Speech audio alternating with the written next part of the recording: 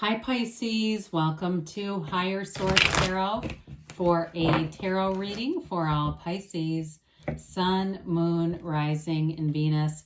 Thanks to all of you for all the support. I send you much love and appreciation. It's wonderful, and I will keep doing it. If you are new here, welcome to you. I post new readings on Friday, then again on Monday. So if a reading doesn't resonate, come back in a couple of days. You can watch a new reading. Fridays are a general reading. Mondays are a different style every week. So one week I might do a more detailed Celtic cross style reading. Then the next week there'll be something totally different. I did a law of attraction tarot reading. And then later in the month, I'm going to have a 4-month prediction reading. And I don't do those very often. They're quite a bit of fun. So if you like tarot and you like the channel, I'd love to invite you to subscribe to Higher Source Tarot. All right, what advice do you have for Pisces? Sun, Moon, Rising, and Venus. What does Pisces need to know, please, for the best and highest good of all concerned with Pisces? Messages for Pisces.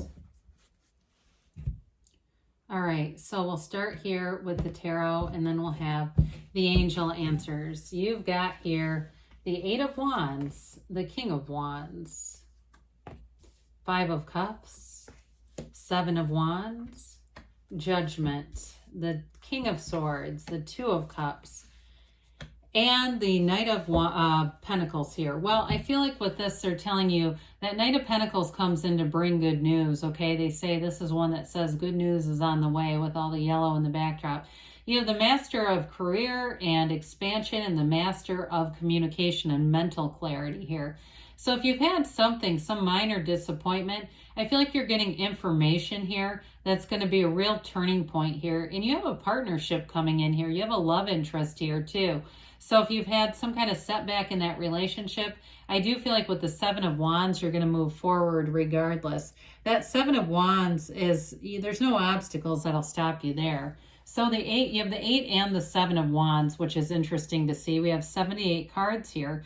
So when we have two that are so close together, that's important. There's going to be movement forward here. This is a card too that's like brace for change. So you may have already put something into motion vibrationally, because the 8s are about vibration. They're also about rhythm and evolution, but underlying it all, it's all about unity. So they move you forward to bring things forward that you've asked for. So you have here too, before we get too far into this, you've got looks like all the elements plus the one major arcana. Well, there's going to be communication. Now, if it's something where there's been indecision, you're going to get a decision here with the King of Swords and Judgment.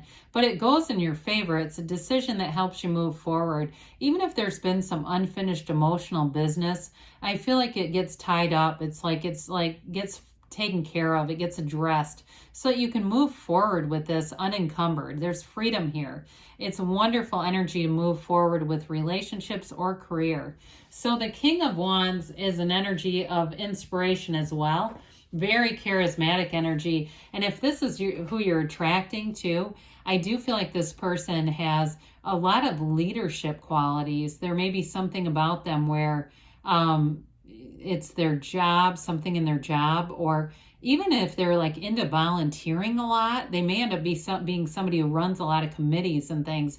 But with the King of Wands, it is all about expansion. The wands are upwardly mobile. So in your career life, or if it's a person you're attracting, they may be somebody who's quite a hard worker. They're not afraid of challenges. They'll go right into them. And they kind of have this attitude of, look, if I can do it, anyone can. There's something about this that's very inspirational. The King of Wands, though, is fun. I mean, he's got great charisma, like I said. So you may find, too, in a relationship, this is somebody that you'll have a lot of laughs with. Like, you'll have a lot of inside jokes with this person. And I just feel like there's something about your personalities that actually does really match with this. Even though it's fire energy, I still feel like there's a personality match here in terms of your sense of humor. Well, the Five of Cups is a card that the Spirit tells you don't cry over spilled milk. We don't want to stay in this energy too long, because where our attention goes, the energy flows, right? We need to tap this one on the shoulder and say, hey, there's 2 cups over here and a bridge to go home. You want to see it and quickly take the bounce. We don't stay here. It really is a card of like, are you done looking at the problem? So it may be somebody around you, and it might also be you that's tapping them on the shoulder saying, hey, we got to get moving into the solution, because if we stay here too long, it'll develop into more situations like this. And who wants that, right? So with the Five of Cups, it is about activity though, and kind of a means to an end. It's like mind over matter. And so I do feel like for some of you, you're getting a very good facility for directing your attention. And this may be, like I said, it may be people around you, and you start to notice that more and more, the people in your life who struggle in this area, where you may find that you kind of spend less time with them, honestly. We talk about this periodically, looking or evaluating the 5 people that you spend the most time with. Les Brown's talked about this. Jack Canfield speaks of it often, and really seeing where are they going. Because if you look around and you say these people are stagnant, they're angry, they're resentful, they're hostile, they're pitiful, but they pity themselves. I feel like you'll make some changes there too, because you have too much moving forward energy, and that's okay if they're not a match. So 7s are about successful conclusions. I mentioned before, you're going to move forward regardless of obstacles. In this energy though, you're going to feel like you're almost running to stand still. You're going to be very busy, and as your career life expands, you're going to have a lot of new opportunities here. But I feel like you'll have some discernment in terms of what you take. So despite any small problems, you're just going to keep going. It tells you there may be some challenges along the way, but because you're in alignment, you'll find the solutions easily. Spiritual teachers, when they're not flying on a private jet, they have plane delays, and they have to get somewhere to go meet hundreds of people, right? It happens to us all. So it's all those little day-to-day things. And even if you listen to a lot of Abraham Hicks, she has home problems. Of course, she owns 4 or 5 houses all the time though. The fountain's water pump breaks, or, some really high-end problem, like high-end, high-class problem. That's not a real problem really, but it's that kind of stuff. Her stuff still breaks sometimes. Well, with Judgment here, you've got the Archangel Gabriel, and it's really a beautiful energy of ascension. I mean, you have something happening here. The Judgment card, these unclothed characters, look at how they hold their arms out. It's in celebration. There's a new freedom and a new happiness. In the major arcana, there are keys to the tarot. After the Tower, you go up the ascension. It's like this point of magical growth. I mean, with the Judgment card, he blows the horn of ascension. You rise from the ego, rise from the coffins of the ego, and you leave back. You see that black down at the bottom of the ego? That's all about ignorance, not knowing something. Or it can be the shadow aspects where you really understand yourself as a whole person, and it gives you a brand new perspective on something. This is an important combination of energies. So with the King of Swords, I do feel like you have this mental clarity. Even though you're tied into Judgment, which is such a spiritual card, the King of Swords gives you a real, straightforward communication style. And so in a relationship, you've got communication with the 8 of Wands in this for sure. And there's going to be no confusion. There's nothing hidden. There's nothing that's not available to you. It's all very straightforward.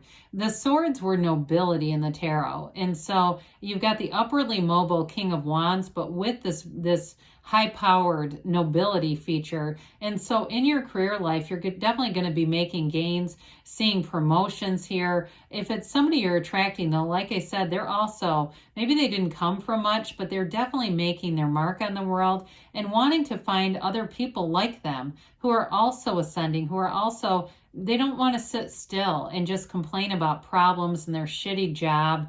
It really is a card of making your mark on the world to some extent.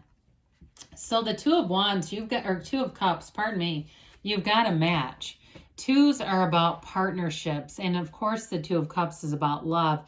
The Cups are about creativity and that great life. They're emotionally beautiful energies.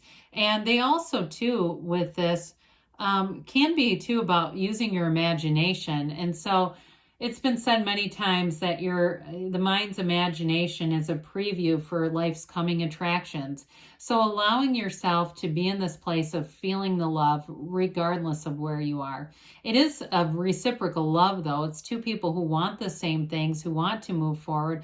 And it's a love that lasts. It's a love that not just endures, but it grows. And it's people around you feel it. It's a true partnership. There's authenticity here and that real commitment to being there for each other. So regardless of what happens in a relationship, even if the Seven of Wands, maybe some ups and downs that have happened, there's still love here. In a relationship, if there's Five of Cups related to that, they're telling you it's worth the investment. It's worth working it out because there's something real here.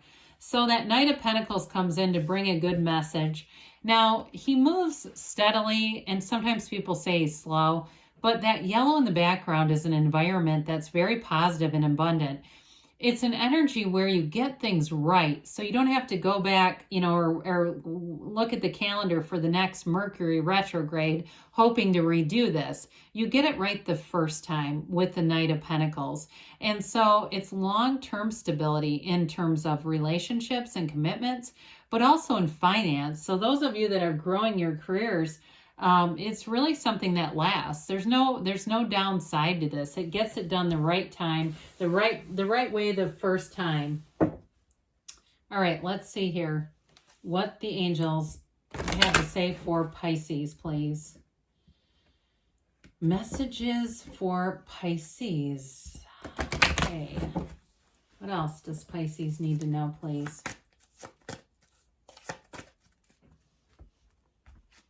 Okay.